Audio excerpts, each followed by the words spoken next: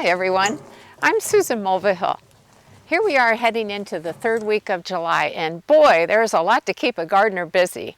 So why don't you come along with me while I take care of some important tasks. I do a lot of deadheading this time of year, and that is the removal of spent blooms.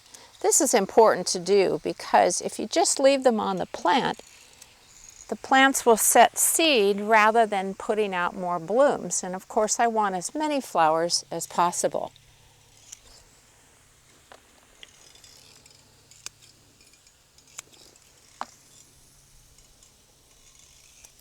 Deadheading pots of annuals is really important so they keep blooming and so that they look really nice.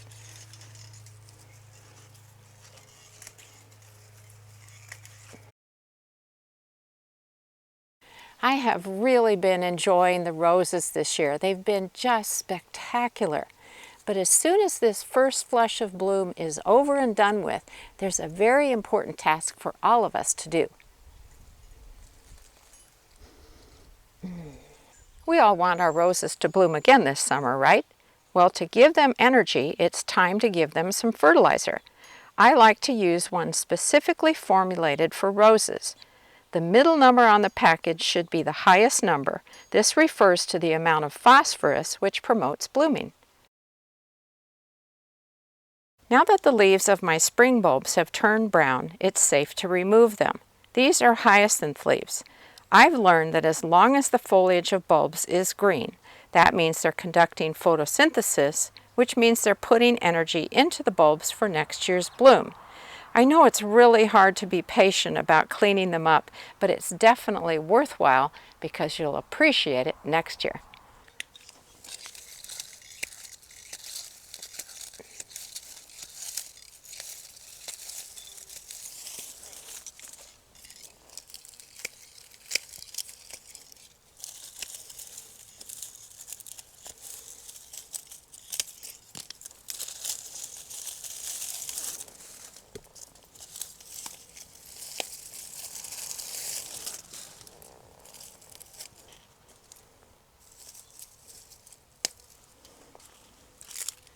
That is much tidier.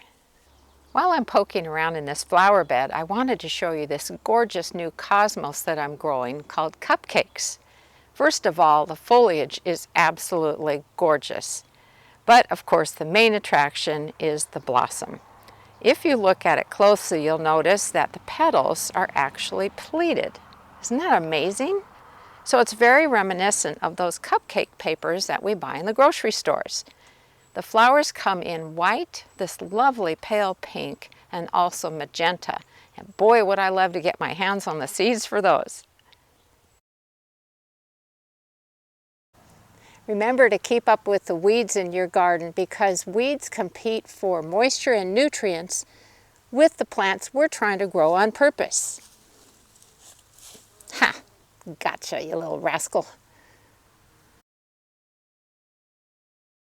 As you know, my husband and I are avid bird watchers, and we like to clean out the bird bath every couple of days because algae forms in here very quickly with the intense sunlight. So I have this lovely brush, and I just try not to get my feet wet and scrub it out.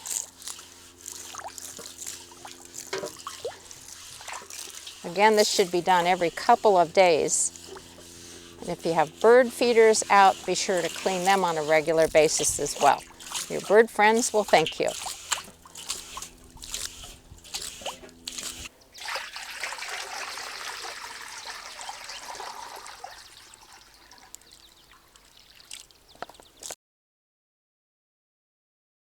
In the vegetable garden, I have a few things to do, mainly having to do with harvesting. But as I walked in, I saw something important that I needed to take care of. A few of my onions have flower heads, and I don't want that because I want the plants to devote their energy into forming a nice bulb rather than setting seed. It's just like with deadheading flowers. So I'm just going to chop those off.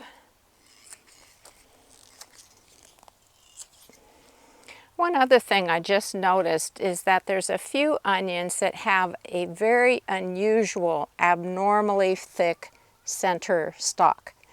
This means that the onion plant at some point in its life had some stress, and this is how it's reacting. The onion will not develop normally. There will be a big hollow tube in the center. So I'm going to go ahead and pull those up. I've got this one, and there's another one on the end here, and we'll just use them for dinner tonight.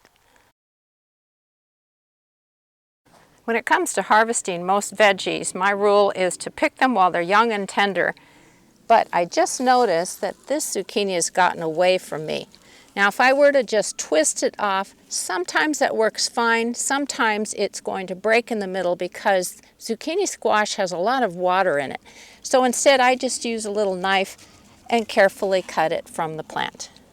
In addition to younger zucchini being tastier, I like to keep up with them because if you just leave them on the plant, that slows down the plant. Now in some cases you might think that's a good thing with zucchini because they are very productive, but it is important to keep things picked. Boy, I'm seeing dinner coming together quite nicely. Well, it looks like it's time to pick the pole beans again. They are doing absolutely great this year.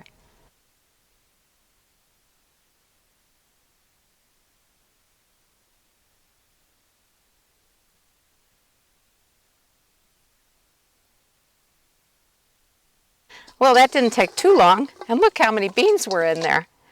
And I just picked them 2 days ago, so this is a perfect example of a vegetable that needs to be picked on a regular basis. If you just leave the pods on the vines, what the plants are going to do is basically shut down. They're going to focus their energy on forming seeds within the pods because they want to perpetuate their species. So I want to pick them regularly so I get as much of a harvest as possible off of them. Some of this is going to go towards tonight's dinner, but most of it is going to be snapped and frozen. Beans are very easy to preserve using a method called blanching. All you do is you bring a large kettle of water to a boil, and then you put in your snapped beans.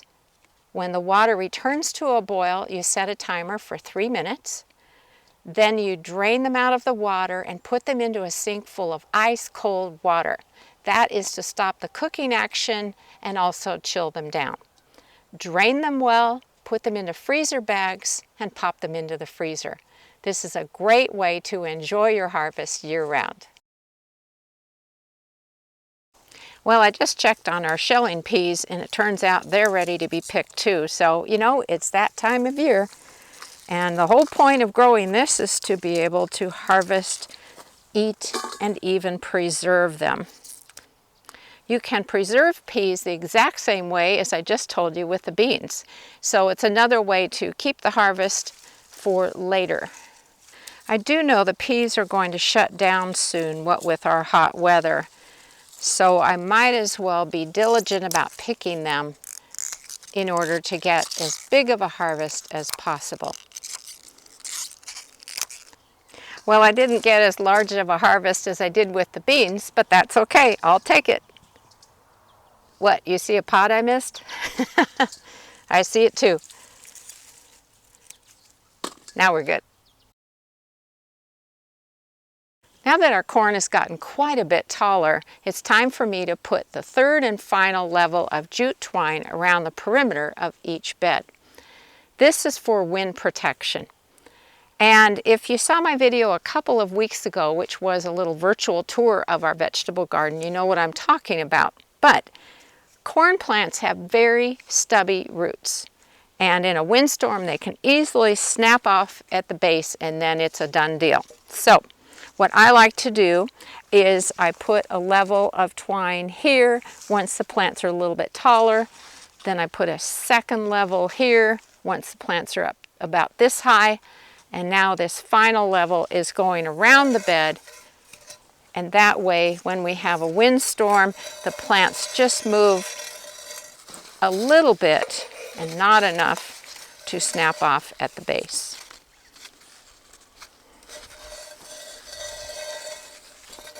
I've done this for years and it makes all the difference.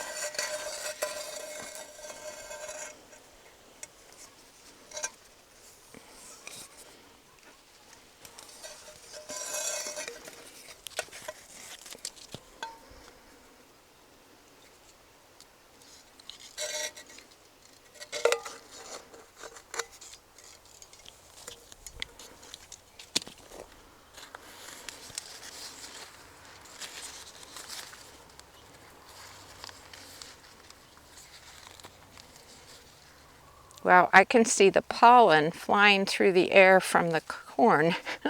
Holy cow, I hope I'm not allergic to it. Well, I hope you enjoyed tagging along with me while I got some garden projects done today. And I hope that your garden is growing beautifully. I'll see you next week. Cheers.